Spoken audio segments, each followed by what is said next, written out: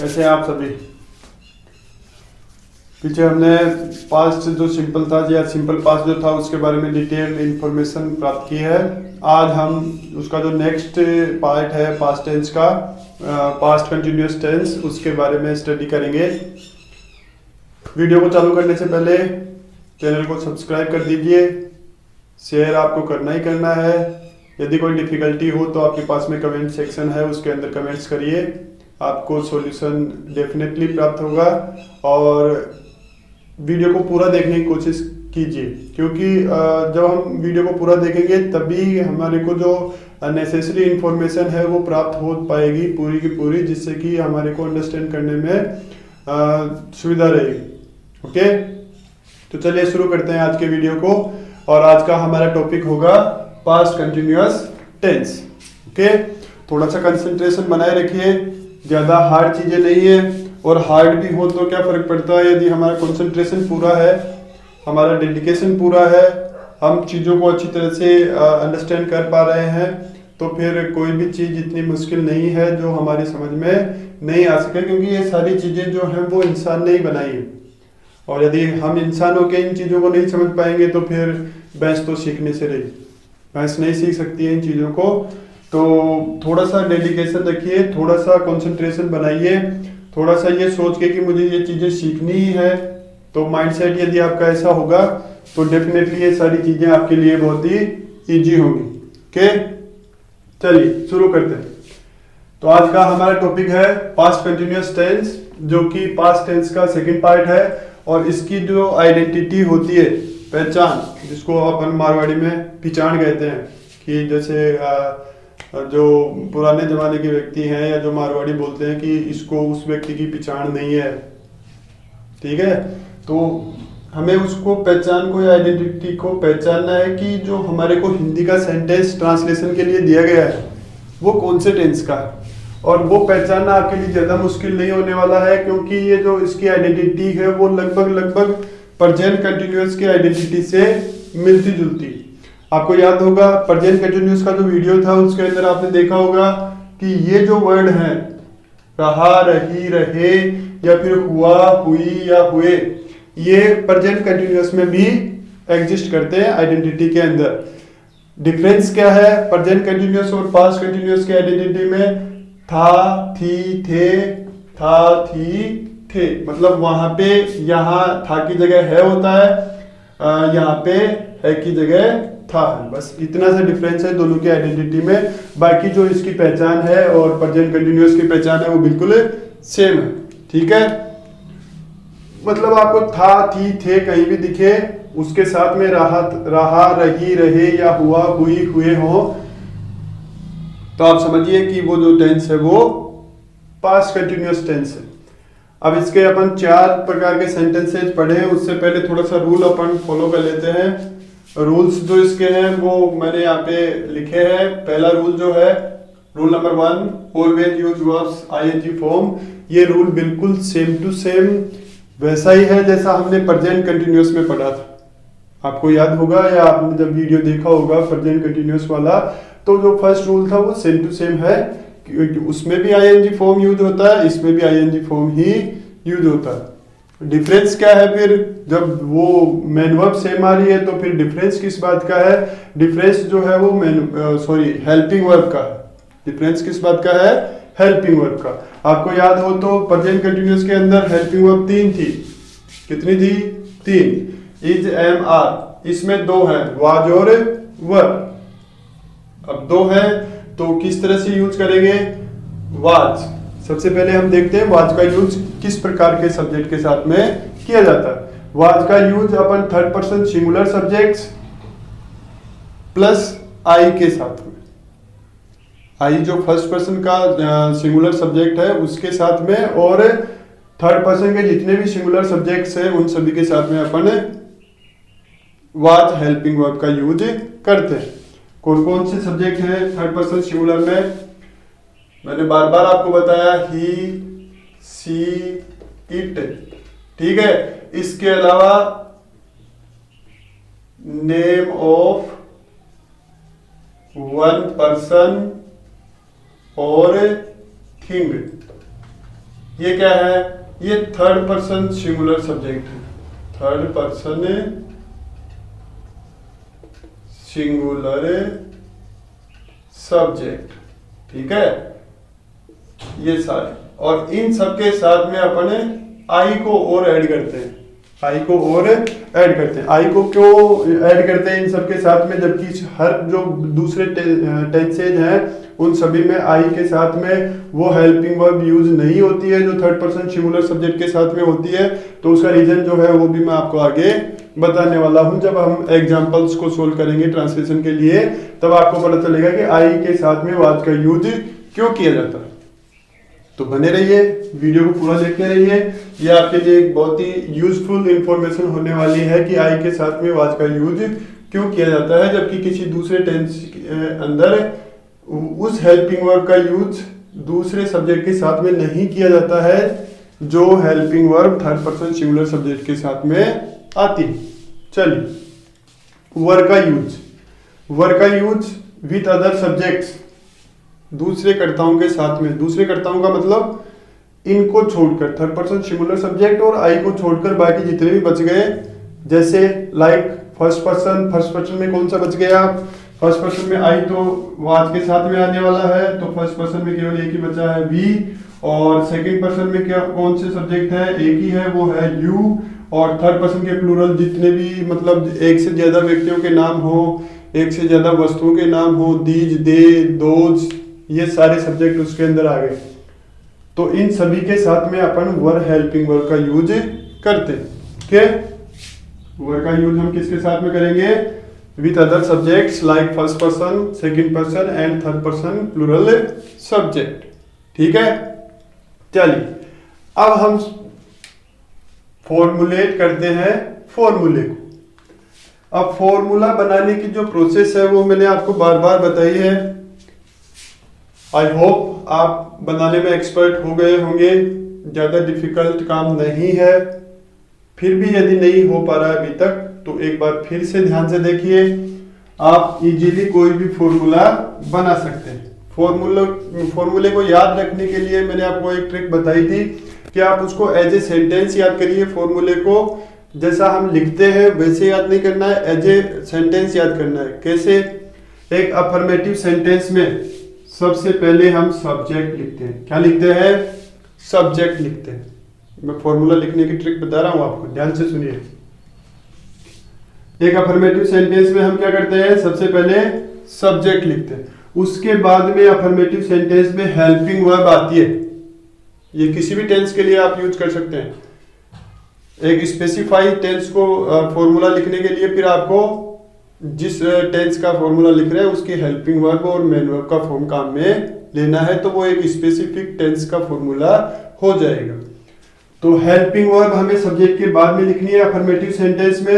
Helping verb इस tense में हमारे पास में दो है, वाज और वर। तो लिख दीजिए, ये लीजिए, ये हो गई हमारी हेल्पिंग वर्ब। किसके लिए, पास्ट कंटिन्यूअस टेंस के लिए और उसके अफर्मेटिव सेंटेंस के लिए। हेल्पिंग वर्ब लिखने के बाद में हमें एक अफर्मेटिव सेंटेंस में मेन वर्ब लिखनी पड़ती है। मेन वर्ब का फॉर्म अकॉर्डिंग टू टेंस। तो इस टेंस में मेन वर्ब का कौन सा फॉर्म आएगा, आईएनजी फॉर्म आएगा। तो वर्ब्स आईएनजी फॉर्म, ये लो हो गया काम, क्लियर। उसके बाद में मेन वर्ब के बाद में हमें लिखना पड़ता है सब्जेक्ट, ऑब्जेक्ट। तो ये हमारा ऑब्जेक्ट हो गया। और in the end of the sentence हम लगाते हैं फुल स्टॉप। तो ये हमारा हो गया है अफर्मेटिव सेंटेंस का formula, subject plus was were plus verb में आईएनजी प्लस ऑब्जेक्ट और फुल स्टॉप। एक अफर्मेटिव सेंटेंस में सबसे पहले सब्जेक्ट होता है, उसके बाद में हेल्पिंग वर्ब होती है, उसके बाद में मेन वर्ब होती है, उसके बाद में ऑब्जेक्ट होता है। यदि और कोई इसके अंदर वर्ड हो तो वो हम ऐड करके लास्ट में फुल स्टॉप लगा देते हैं। ओके, चलिए, अब आपको थोड़ा बहुत कंफ्यूजन जो है वो इस बात को लेके हो सकता है कि प्रेजेंट कंटिन्यूअस पास्ट कंटिन्यूअस से किस प्रकार डिफरेंट है। तो थोड़ा सा मैं उसके बारे में आपको एक्सप्लेन कर देता हूं। ये अभी जो हमने फॉर्मूला लिखा है वो पास्ट कंटिन्यूअस का, अभी मैं जो लिख रहा हूं वो प्रेजेंट कंटिन्यूअस का, ध्यान से देखिए।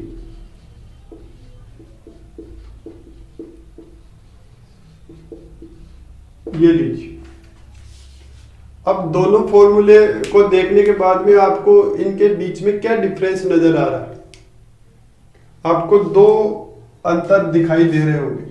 पहला, इसमें हेल्पिंग वर्ब वाज वर है, इसमें हेल्पिंग वर्ब इज एम है, ठीक है। इसमें वर्ब में आईएनजी है, इसमें भी वर्ब में आईएनजी के। सब्जेक्ट दोनों में अपने अपनी जगह पे वैसे ही हैं और ऑब्जेक्ट भी अपनी अपनी जगह वैसे ही। तो कुल मिलाकर दोनों टेंसेज में, ये प्रेजेंट कंटिन्यूअस, ये पास्ट कंटिन्यूअस, इनके बीच में केवल हेल्पिंग वर्ब का ही डिफरेंस होता है। क्लियर? जब हम सिंपल पढ़ते हैं, जब हम किसी भी टेंस का सिंपल पढ़ेंगे तो उसमें दो डिफरेंस होते हैं, एक हेल्पिंग वर्ब का डिफरेंस होता है, एक मेन वर्ब का डिफरेंस होता है। लेकिन जैसे ही कंटिन्यूअस में चलेंगे, जैसे ही परफेक्ट में चलेंगे और जैसे ही परफेक्ट कंटिन्यूअस में चलेंगे, वो जो दो का डिफरेंस था वो एक ही रह जाता है। और वो एक कौन सा होगा? हेल्पिंग वर्ब का डिफरेंस होगा ओनली। ठीक है, तो ये हो गया आपका क्लियरिफिकेशन किस बात को लेके कि प्रेजेंट कंटिन्यूअस से पास्ट कंटिन्यूअस किस प्रकार डिफरेंट। अब इससे आप एक बात और समझ गए होंगे कि केवल फॉर्मूले के अंदर हेल्पिंग वर्ब को चेंज करके, केवल फॉर्मूले के अंदर हेल्पिंग वर्ब को चेंज करके हम प्रेजेंट कंटिन्यूअस से पास्ट कंटिन्यूअस बना सकते हैं और पास्ट कंटिन्यूअस से फ्यूचर कंटिन्यूअस या प्रेजेंट कंटिन्यूअस भी बना सकते हैं। कैसे बनाएंगे? इसको चेंज करके। यदि वाज वर की जगह हम इजेमा लिख देंगे, ठीक है, इसको रिमूव करके यदि हमने इस फॉर्मूले में इजेमा रख दिया तो ये किसका फॉर्मूला बन जाएगा? प्रेजेंट कंटिन्यूअस का बन जाएगा। तो इस तरह से हम इसी फॉर्मूले से तीनों जो कंटिन्यूअस हैं उनका फॉर्मूला बना सकते हैं, केवल हेल्पिंग वर्ब को चेंज करके। तो चलिए, ये तो हो गई इनकी बात। अब देखते हैं इसका एग्जाम्पल क्या होगा। तो इसका एग्जाम्पल है, वह है कल जयपुर जा रहा था। वह कल जयपुर जा रहा था। अब आपको यहाँ पे कल जो है मतलब यस्टरडे, तो ये टाइम है, समय है, लेकिन इसके साथ में से नहीं है तो इसको अपन पास्ट परफेक्ट कंटिन्यूअस में नहीं लिख सकते हैं। परफेक्ट कंटिन्यूअस में होने के लिए समय के में से होना जरूरी है, वो हमने प्रेजेंट परफेक्ट कंटिन्यूअस में देखा। तो केवल समय समय है और क्रिया के अंत में रहा था, रही थी, रहे थे या है, तो वो जो टेंस है वो कौन सा होता है? Past continuous tense. चलिए ट्रांसलेशन करते हैं। वह का मतलब ही और सी। अब दोनों में से कौन सा लिखना है वो इस पे डिपेंड करता है। रहा था इसका मतलब मेल है, तो हमने क्या लिखा? ही हमारा सब्जेक्ट है। ही के साथ में पहले तो हमें ये आइडेंटिफाई करना है कि ही किस प्रकार का सब्जेक्ट है। ही थर्ड पर्सन सिंगुलर सब्जेक्ट है, तो इसके साथ में हम कौन सी हेल्पिंग वर्ब यूज करेंगे? वाज यूज करेंगे। ये लीजिए। फिर उसके बाद में हमें लिखना है मैन वर्ब का आईएनजी फॉर्म। तो मैन वर्ब यहाँ पे है गो। क्या है? गो। और जब इसमें आईएनजी ऐड करते हैं तो क्या बनता है? गोइंग। तो हमने यहाँ पे लिखा गोइंग के। ठीक है, उसके बाद में हमें लिखना है ऑब्जेक्ट। तो ऑब्जेक्ट क्या है? जयपुर। ये हमने लिखा जयपुर। ठीक है, अब हमारे पास में समय और बचा हुआ है, तो वो आप यहां लिख सकते हैं यस्टरडे और फिर एंड में अपन लगाएंगे। और सज्जनों, तो ये हमने एक अफर्मेटिव सेंटेंस को ट्रांसलेशन करके देखा। ठीक है, according to the formula, according to the rules and regulations, this is our translated sentence. ठीक है, हिंदी से हमने इसको इंग्लिश के सेंटेंस में कन्वर्ट कर दिया। चलिए, एक अफर्मेटिव सेंटेंस को नेगेटिव कैसे बनाया जाता है? एक अफर्मेटिव सेंटेंस को नेगेटिव कैसे बनाया जाता है? एक अफर्मेटिव सेंटेंस को नेगेटिव उसके अंदर नोट, इंग्लिश वाले सेंटेंस में तो नोट और हिंदी वाले सेंटेंस में नहीं ऐड करके बनाया जाता है। ये फॉर्मूला है अफर्मेटिव सेंटेंस का। इंग्लिश के सेंटेंस का फॉर्मूला हमने लिखा है, तो इसके अंदर नोट और ऐड कर देंगे तो ये नेगेटिव हो जाएगा। हिंदी वाला जो सेंटेंस है इसके अंदर हमें क्या ऐड करना है? नेगेटिव बनाने के लिए नहीं ऐड करना। नोट का जो हिंदी मीनिंग होता है वो होता है नहीं। तो एक अफर्मेटिव सेंटेंस को नेगेटिव बनाने के लिए हमें इंग्लिश वाले सेंटेंस में तो ऐड करना पड़ता है नोट, और हिंदी वाले सेंटेंस में ऐड करना पड़ता है नहीं। तो कर दीजिए ऐड, आपका फॉर्मूला रेडी रहेगा। देखिए कैसे, मैजिक देखना आप। इसी फॉर्मूले से नेगेटिव सेंटेंस का फॉर्मूला कैसे निकलता है?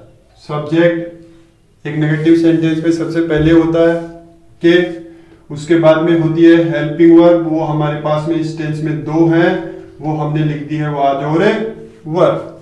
ठीक है, हेल्पिंग वर्ब के बाद में और मेन वर्ब से पहले अपन नोट का यूज करते हैं, ये हमें पता है।